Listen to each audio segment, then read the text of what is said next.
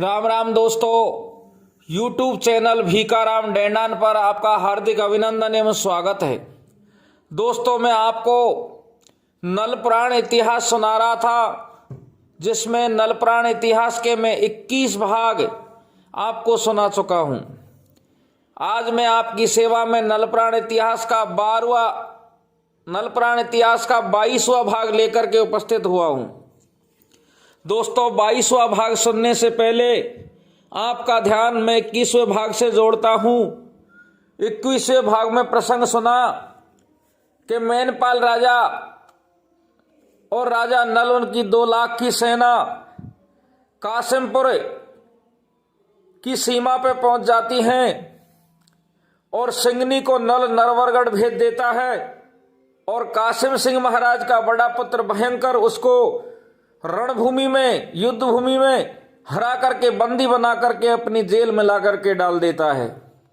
दोस्तों, इधर को कासिम सिंह की सेना वापस कासिमगढ़ जाती है और अपने महाराज से जाकर के कहती है कि महाराज, नल बड़ा बलवान योद्धा है और आपके पुत्र भयंकर सिंह को, हमारे महाराज को उसने बंदी बना लिया है।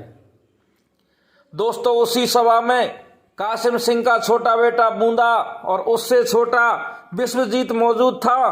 तो बूंदा को गुस्सा आ जाता है। बूंदा पिताजी से कहता है कि पिताजी, कल युद्ध करने के लिए मैं जाऊंगा, 60,000 की सेना ले जाऊंगा और ज्यादा तो मैं क्या कहूं, लेकिन जो नल है वो बलवान बनता है और वो जो हमारा होने वाला जीजाजी है, वो दोनों को मैं बंदी बना के आपके पास में जरूर लेके आऊंगा। दोस्तों, रात्रि बीत जाती है।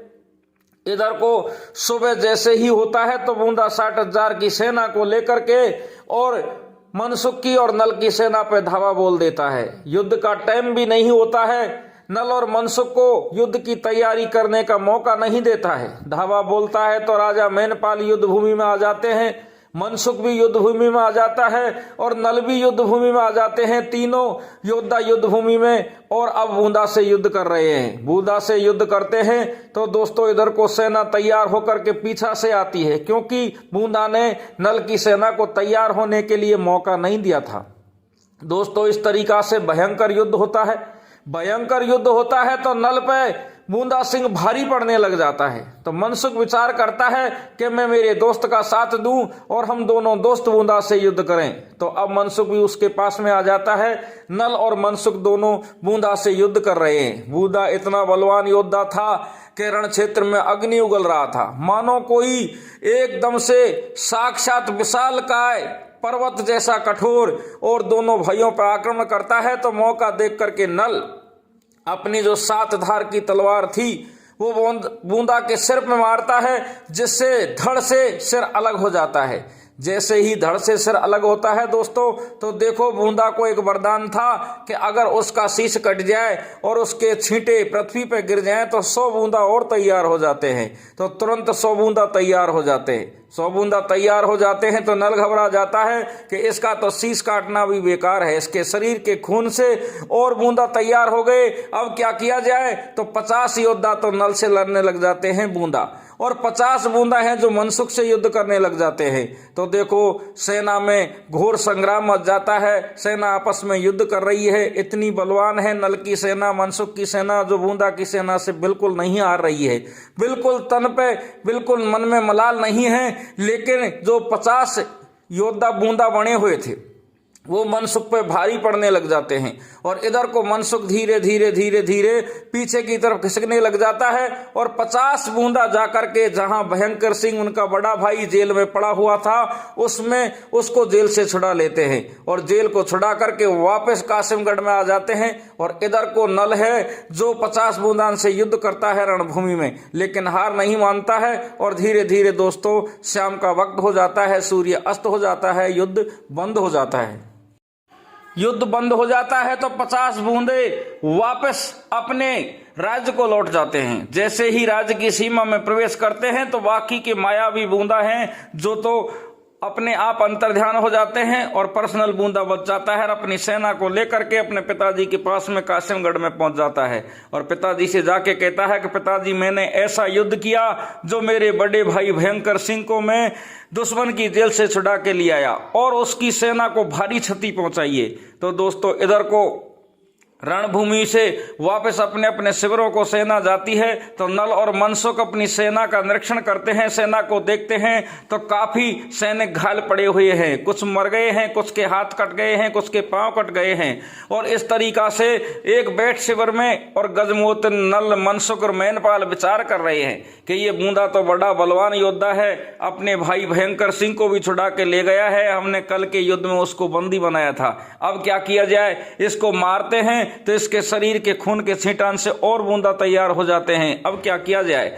गजमोतन सलाह देती है कि ऐसे करो, कल रण क्षेत्र में जब वो आएगा पहले से ही तैयार रहो, उसको युद्ध करने का मौका ही मत दो। और 7 धातु की एक ऐसी मोगरी बनवाओ, 3-4 मोगरी ऐसी बनवाओ जिससे उसकी पिटाई करो, उसके हाथ पांवों को तोड़ो, लेकिन ध्यान रहना कि उसके शरीर से उसका शरीर फटना नहीं चाहिए, उसके शरीर से खून नहीं निकलने चाहिए। इधर को गजमोतन के कहने पे राजा मैनपाल तुरंत कारीगरों को आदेश देता है और 7 धातु की मजबूत मोगरी 4 मोगरी बनवा लेता है।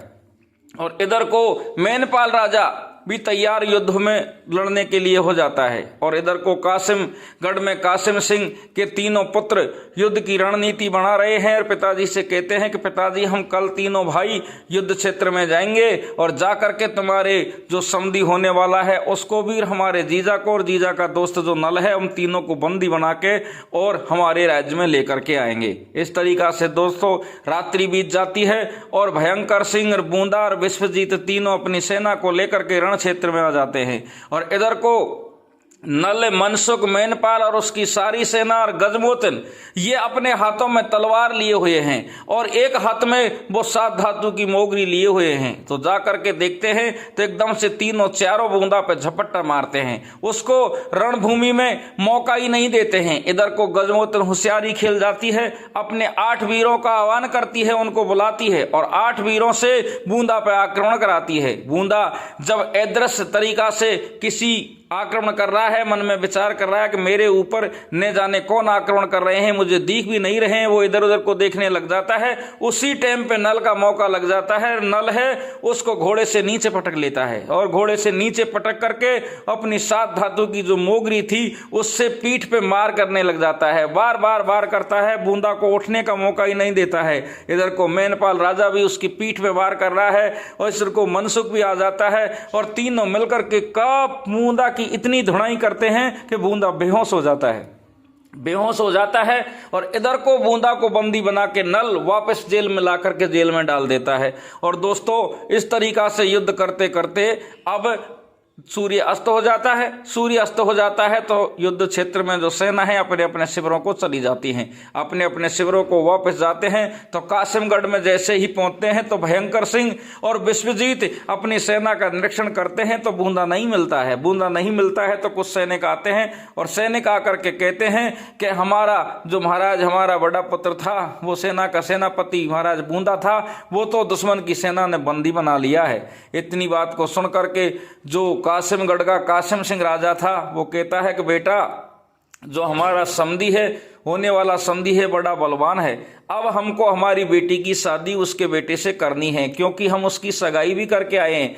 उसके हमने टीका भी दिया है, अमाना सिक्का भी छंडाया है, हम तो उसके बलवान को बल को आजमाना चाहते थे और हमने उसका बल आजमा लिया है, वो बहुत ही बड़ा योद्धा है, अब युद्ध करने में कोई फायदा नहीं है। फिर भी मेरी एक शर्त के अनुसार मैं कल रणभूमि में जाऊंगा और जाकर के देखूंगा कि वो कितना बलवान योद्धा है और उसके बाद में हम शादी करेंगे। तो दोस्तों आज का वीडियो में इतना ही रखता हूं, अगले वीडियो में कल देखेंगे कि किस तरीका से कासिम सिंह के तीनों पुत्र आते हैं, सेना आती है और कासिम सिंह की महाराज भी आता है, किस तरीका से आगे युद्ध होता है और मनसुख की शादी किस तरीका से होती है। जब तक के लिए राम राम दोस्तों, जय हिंद जय भारत। लेकिन आपसे एक करबद्ध निवेदन है, हाथ जोड़े की विनती है कि मेरे वीडियो पर लाइक बहुत कम आते हैं, पब्लिक देखती तो बहुत है लेकिन वीडियो को लाइक कम करती है। इस बात का मुझे भी पता नहीं है कि जन पसंद आता है वीडियो कि नहीं आता है, लेकिन आपसे ये ज़रूर कहता हूँ कि जो भी भाई वीडियो को देखता है तो लाइक ज़रूर करना।